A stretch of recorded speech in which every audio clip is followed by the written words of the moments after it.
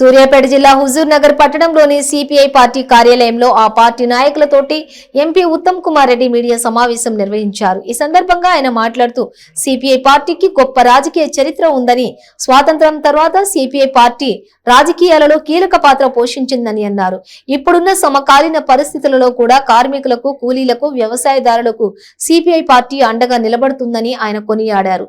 CPI party ఇప్పటికీ సిద్ధాంతాలు, విలువలతోటి కూడుకొని ఉందని అన్నారు. ఓటుకి డబ్బులు అలవాటు చేసిన ఘనత కేసీఆర్ కు దక్కుతుందని, 2014 తర్వాత రాజకీయాలను కేసీఆర్ భ్రష్టు పట్టించాడని ఉత్తమ్ విమర్శించారు.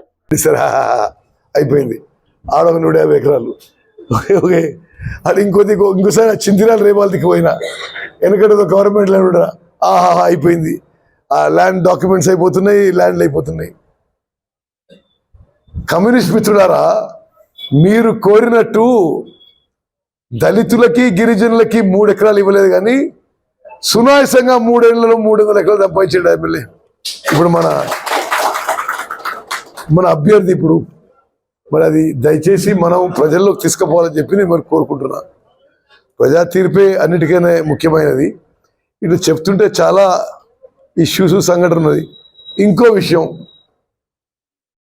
నేను 30 ఏళ్ళు ఉన్నా కదా రాజకీయాల్లో. మొదటిసారి తప్పితే 6 సార్లు గెలిచిన. ఏనాడు ఒక్కసారి కూడా ఒక తహసీల్దారు, ఒక ఆర్డీఓ ఆఫీస్ ఫోన్ చేసి ఈ భూముల పంచాయతీలో ఇట్లా చేయి, ఆ పంచాయతీ నా దగ్గరకు రావాలి, ఆ తర్వాత నేను ల్యాండ్ దొబ్బాలి, ఏనాడు మాట్లాడే. పోలీస్ స్టేషన్కి ఫోన్ చేసి వీని మీద కేసు పెట్టు, వీని బట్టలు ఇప్పించి కొట్టు, వాడిని యాక్చువల్లీ నాకు పోలీసు వాళ్ళు చెప్పిండ్రు రక్తం రాకుండా కొట్టు వాడిని. ఆ తర్వాత వాళ్ళు కొడుతుంటారంట పోలీసు వాళ్ళు, వీడియో మీద ఎమ్మెల్యేకి వాళ్ళ అనుచరులకు చూపెట్టాలట, ఇట్లా కొడుతున్నాము, ఇట్లా ఇది వీడియో అని. అంటే ఇంత పర్వర్టెడ్ మైండ్ ఇంకోరు ఉంటారా? ఇది ఎవరు చెప్పి నాకు? దెబ్బలు తిన్నోడు, కొట్టినోడు. అండ్ కాన్స్టిట్యున్సీని మంచిగా విభజించండి, ఇది అది ఒప్పుకోవాలి. కమ్యూనిస్ట్ మిత్రులకి అభ్యర్థిగా నేను మిమ్మల్ని మీ మద్దతు కోరుతూ, ఎవరికి వారము మీ స్థాయిలో గట్టిగా పనిచేయాలని కోరుకుంటున్నా. ఇప్పుడు మల్లాడి కూడా నారాయణ రెడ్డి నేను పలకరియలేను, నేను మాట్లాడలేను చేయకుండా ఇక ఒకసారి కలిసినావు, మీ పని మీరు చేయండి, నా పని నేను చేస్తా. నేను ఒక విషయంలో మాత్రం మీకు మాటిస్తున్నా, 20 రోజుల్లో ఎన్నికల ప్రక్రియ మొత్తం అయిపోతుంది. ఏదైంది 15 అయిపోయింది. ఇలా కూడా 13 రోజుల్లో ప్రచారం అయిపోతుంది, ఇంకోటి 2 రోజుల్లో పోలింగ్ అయిపోతుంది. డిసెంబర్ 3వ తారీఖున రిజల్ట్ వస్తుంది. 100% కేసీఆర్ తలకిందులు పెట్టి తపస్సు చేసినా, ఎన్ని అబద్ధాలు మాట్లాడినా, ఎంత డబ్బులు పంపిణీ చేసినా, ఎంత మందు పోసినా, ఈసారి తెలంగాణలో కాంగ్రెస్ ప్రభుత్వం రాబోతున్నది. నా సుదీర్ఘ అనుభవంతో చెప్తున్నా మీకు. నేను ఇప్పటివరకు 7 సార్లు పోటీ చేసిన, ఇప్పుడు 8 సార్లు పోటీ చేయబోతున్నా. 7 సార్లు 6 సార్లు వరుస గెలిచిన. ఈసారి ఉన్న ప్రభుత్వానికి, అధికార పార్టీకి వ్యతిరేకంగా, ప్రతిపక్షంగా కాంగ్రెస్ పార్టీకి ఇంత సానుకూల వాతావరణం, సానుకూల గాలి, వేవ్ నేను ఏనాడు గమనించలేదు. మొన్న రాహుల్ గాంధీ గారు ఒక విషయం, మేము కలిసి బహిరంగ సభలో పాల్గొనేమంటే, ఇది గాలిగా మొదలైంది, ఇది సునామీగా మారుతుందని చెప్పిండు. నాకు కూడా అదే అనిపిస్తుంది.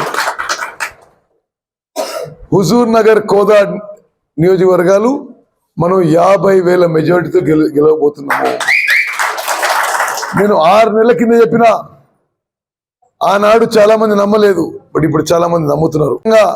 నవంబర్ 30 తారీఖున పోలింగ్ జరుగుతుందని చెప్పిన 6 నెలల కింద ఎవరు ఇదేమో మారుతాం గురు, 30 నవంబర్లో పోలింగ్ వచ్చింది. నేను ఇంకో మాట చెప్తున్నా, ఇలా కాంగ్రెస్ పార్టీ 75-80 సీట్ల మధ్యలో గెలిచి ప్రభుత్వం ఏర్పాటు చేయబోతుంది. వీళ్ళు ఎంత పిల్లిగంతలు వేసినా అబద్ధాలు మాట్లాడినా ఇక జనం నమ్మే పరిస్థితి లేరు. వాళ్ళు చెప్పే 2-3 అబద్ధాలు మీకు చెప్పాలి. ఉచిత కరెంటు గురించి కేటీఆర్ మాట్లాడేందా? అసలు కాంగ్రెస్ పార్టీ ఉచిత కరెంటు మొదలుపెట్టినప్పుడు కేటీఆర్ అమెరికాలో ఉండే, అది తెలియకపోయింది వచ్చారు ఏందది. కేసీఆర్ మరి ఆయన ఏం చేస్తున్నాను, భారతదేశంలో వ్యవసాయానికి మద్దతుగా ఒక విప్లవాత్మక ముందడుగు వేసింది ఆనాటి కాంగ్రెస్ ప్రభుత్వం, వైఎస్ రాజశేఖర రెడ్డి ప్రభుత్వం. మొత్తం భారతదేశంలో ఎవరు నమ్మలేదు మొత్తం విద్యుత్ ఉచితంగా ఇచ్చే అవకాశం ఉంది అని. మరి ఆనాడు ఇప్పుడు స్వర్గీయ సోమయాజులు గారు ఈ విషయం మీద మొత్తం మ్యాటర్ ప్రిపేర్ చేస్తే నేను కూడా ఈ సబ్జెక్టు లోతుగా అన్వేషించే వాళ్ళలో ఒకడిని. భారతదేశంలోనే వ్యవసాయానికి ఉచిత విద్యుత్ ఇచ్చింది కాంగ్రెస్ పార్టీ. ఎవరో నిన్న మొన్న వచ్చిన వాళ్ళు వీళ్ళందరూ నిన్న మొన్న వచ్చి రేపు వెళ్ళిపోయేటోళ్ళు, ఓహో ఆహో ఓహో 6 గంటలు 3 గంటలు 24 గంటలు అన్న బద్దాలే. 24 గంటలు కరెంట్ ఇస్తున్నారు వీళ్ళు, ఎక్కడ ఇస్తలేరు, మొత్తం పచ్చి అబద్ధాలు. అదేవిధంగా నోరు తెరిస్తే ఉత్తమ్ కుమార్ రెడ్డి రైతు బంధు ఇవ్వద్దంటాడు. నేను చెప్తున్నా కేసీఆర్ మొత్తం ఇవి రేపు ఇచ్చేయమని, రేపు నేనే ఆపిన, రేపు ఇచ్చేయమని చెప్తున్నారా అంటే పచ్చి అబద్ధాలు. ఆ రోజు మేము అన్నది ఏంటంటే ఒక ప్రభుత్వము ఒక శాసనసభ కాలము నామినేషన్స్ పర్వంతో పూర్తవుతుంది. కేసీఆర్ నువ్వు మళ్ళా నామినేషన్ చేసే ముందిచ్చిన మాట నిలబెట్టుకో, 1,00,000 రూపాయలు రుణమాఫీ పూర్తి చెయ్యి, రైతు బంధు ఇవ్వు, దళిత బంధు ఇవ్వు, బీసీ బంధు ఇవ్వు, మైనారిటీ సబ్సిడీ ఇవ్వు, గృహలక్ష్మి 100 పేర్లు రాసుకున్నాను. ఈడ సైదిరెడ్డి, ఆడ భాస్కర్ రావు, ఆడ మల్లయ్య 100 పేర్లు రాసుకున్నాను గృహలక్ష్మి గృహలక్ష్మి అని. ఒక్కరికి వచ్చిందండి పచ్చి అబద్ధాలు, బ్రోకర్ మాటలు. మేమేమన్నామంటే 3వ తారీఖు నామినేషన్ మొదలే ముందు పైసలు ఇవ్వండి అన్నాం. దానికి ఇవ్వద్దంటున్నారు. దుబారా ఖర్చు మేడిగడ్డ బ్యారేజు. సిగ్గుశరం ఉండాలి. 1,00,000 కోట్లు ఖర్చు పెట్టి 3 ఏళ్ల లోపు 1 ఎకరాకి నీళ్లు ఇవ్వకుండా మేడిగడ్డ బ్యారేజ్ పిల్లర్స్ కూలిపోతున్నాయి. చేసుకోవాలి, కింద ఈయనకు దొరికినంత ఈయన దోపిడీ చేసుకోవాలి. నేను 30 ఏళ్ల రాజకీయ చరిత్రలో చాలా మందిని చూసిన, చాలా పార్టీల్లో. నేను మొదటిసారి ఓడిపోయిన 94లో, ఆ తర్వాత వరుసగా 6 సార్లు గెలిచిన. నా మీద గెలిచినా ఓడినా నా ప్రత్యర్థులపై నాకు కొంత గౌరవం ఉండేది, కలిస్తే అంటే మర్యాదగా ఉండేది. బట్ ఇప్పుడున్న ఆయన అసలు కంప్లీట్ చీటర్ అండి.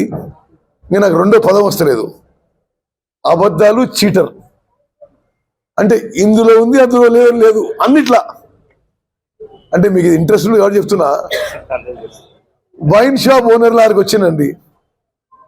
వైన్ షాప్ ఓనర్ల దగ్గరికి వచ్చి నా దగ్గరికి వచ్చిండ్రు. గౌరవ శాసనసభ్యుడు సైదిరెడ్డి బెదిరించి షాప్కి 4 లక్షలు వసూలు చేసుకున్నాడు. 28 దుకాణాలు. అంటే ఇప్పుడు ఏంటిది, దానికి మీలో మందు తాగే వాళ్ళు క్వార్టర్ కొనుక్కొని పోండి. ఇప్పుడు ఎంఆర్పి కంటే 30-40 రూపాయలు ఎక్కువ రేటు ఉంటుంది. ఎందుకు? దాని మీద సైట్ ట్యాక్స్ పడ్డది. Site tax. ఓకే, నేను ఇదే సై తిరిగి కదా. ఓకే, ఎవరు మందు బాటలు కొనుక్కున్నా హుజూర్నగర్ కౌన్సిల్ సైట్ ట్యాక్స్ వాళ్ళు పడుంది దాని మీద. మీరు తాగినప్పుడు వాళ్ళు గుర్తు చేసుకోవాలి. మరి భూముల విషయంలో అసలు మీతో కూడా డిసప్పాయింట్ అయి ఉన్నా. అరే, ఒక ఎమ్మెల్యే బరి తెగించి బహిరంగంగా దళితుల గిరిజనుల భూములు లాక్కుంటుంటే మా అందరం నిశ్శబ్దంగా ఉన్నాము.